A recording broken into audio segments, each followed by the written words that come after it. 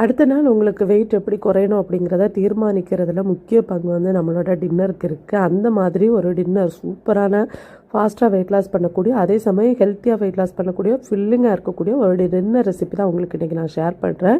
இந்த ரெசிபி நீங்கள் மஸ்ட்டாக ட்ரை பண்ணணும். ஏன்னா இதோட டேஸ்ட் வந்து ரொம்ப நல்லாயிருக்கும். அதே மாதிரி வெயிட் லாஸும் ரொம்ப ரொம்ப ஃபாஸ்ட்டாக இருக்கும்.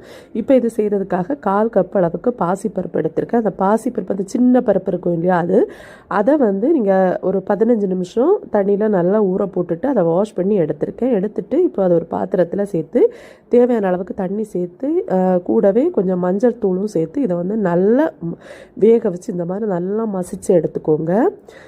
இப்போ ஒரு கடாய் அடுப்பில் வச்சுருக்கேன். அந்த மசிச்சு வச்சுருக்க பருப்பை தனியாக எடுத்து வச்சுட்டு அந்த கடாயில் கொஞ்சம் தேங்காய் எண்ணெய் இல்லைன்னா பட்டர் இல்லைன்னா நெய் இதில் ஏதாவது கொஞ்சம் சேர்த்துக்கலாம். சேர்த்துட்டு அதில் கொஞ்சம் பூண்டு சின்ன சின்ன பீஸாக கட் பண்ணி சேர்த்துக்கிறேன். அந்த பூண்டை கொஞ்சம் நல்லா வதக்கிட்டு நம்ம வேக வச்சு மசிச்சு எடுத்து வச்சுருக்கோம் இல்லையா பருப்பு, அந்த பருப்பை இது கூட நம்ம சேர்த்துட்டு தேவையான அளவுக்கு தண்ணி, ஒரு சூப்பு குடிக்கிறதா இருந்தால் கொஞ்சம் தண்ணி மாதிரி இருந்தால் தான் சூப்பு மாதிரி இருக்கும். ஸோ அதனால் கொஞ்சம் தண்ணி இவ்வளவும் சேர்த்துட்டு இப்போ இதில் வந்து தேவையான அளவுக்கு உப்பும் பெப்பர் பவுடரும் ஆட் பண்ணிக்கோங்க. இதை வந்து நல்லா கொதிக்கட்டும்.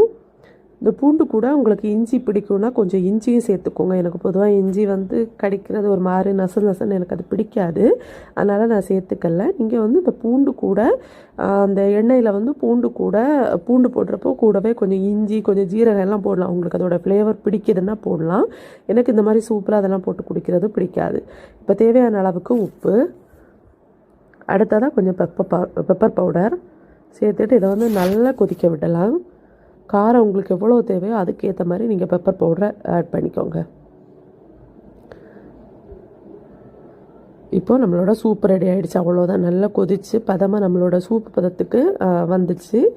இவ்வளோதான். இதை வந்து நீங்கள் டின்னருக்கு ஒரு கப் எடுத்துக்கலாம். இதில் கலோரி பார்த்திங்கன்னா ஒரு 100லேருந்து ஒரு 120 வரைக்கும் வரும் கலோரி.